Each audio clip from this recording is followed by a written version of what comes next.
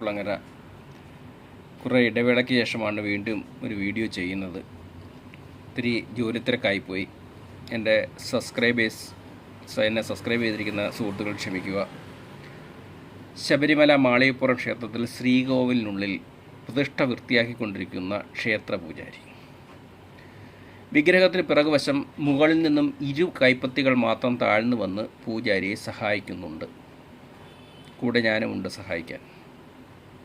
വിഗ്രഹം കരി കൊണ്ട് മൂടിയിരിക്കുന്നു. അതായത് മാളികപ്പുറത്തെ ക്ഷേത്രത്തിൻ്റെ വിഗ്രഹം, മാളികപ്പുറത്തമ്മയുടെ വിഗ്രഹം കരി കൊണ്ട് മൂടിയിരിക്കുന്നു.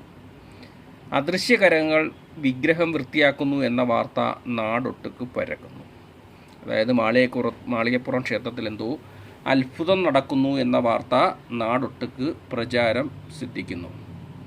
മാളികപ്പുറത്തേക്ക് വിശ്വാസികൾ കൂട്ടമായി ഒഴുകിയെത്തിക്കൊണ്ടിരിക്കുന്നു.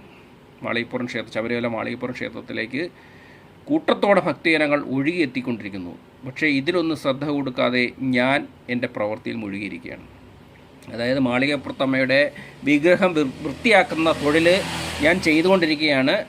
അപ്പോൾ മാത്രമല്ലാതെ അദൃശ്യകരങ്ങൾ മുകളിൽ നിന്ന് വന്ന് ഈ വിഗ്രഹം വൃത്തിയാക്കുന്ന കാഴ്ചയും കാണാം. സ്വപ്നദർശനത്തിൽ നിന്ന് ഉണർന്നു ഞാൻ. വല്ലാത്ത തണുപ്പ് മൂടി പുതച്ച് കൊച്ചു കുഞ്ഞുങ്ങളെപ്പോലെ ചുരുണ്ട് കിടന്നു. യഥാർത്ഥത്തിൽ ഇതൊരു സ്വപ്നദർശനമാണ്. ഈ സ്വപ്നദർശനം ഞാൻ കണ്ടത്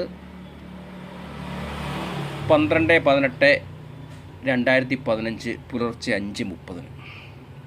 2015 12/18 മാസം ഡിസംബർ 18 പുലർച്ചെ 5:30 കണ്ട സ്വപ്നദർശനമാണ്.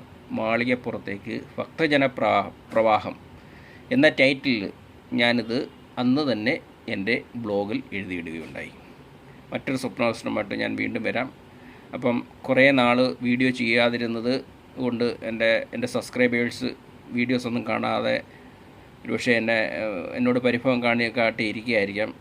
സദയം ക്ഷമിക്കുക. ഞാൻ ആഴ്ചയിൽ ഒരു വീഡിയോ എങ്കിലും ചെയ്യാം. അതിനുള്ള ശ്രമം നടത്താൻ ഞാൻ ഇച്ചിരി ജോലിത്തിരക്ക്. ഞാൻ ഇലക്ട്രോണിക് ടെക്നീഷ്യനാണ്. അപ്പോൾ ഈ ജോലിത്തിരക്കിനിടയിലാണ് ഈ യൂട്യൂബ് ചാനൽ വീഡിയോ ഇട്ടുകൊണ്ടിരുന്നത്. പക്ഷേ ഇതിനിടയ്ക്ക് വെച്ചൊരു ചെറിയ ബ്രേക്ക് വന്നു. Thank you.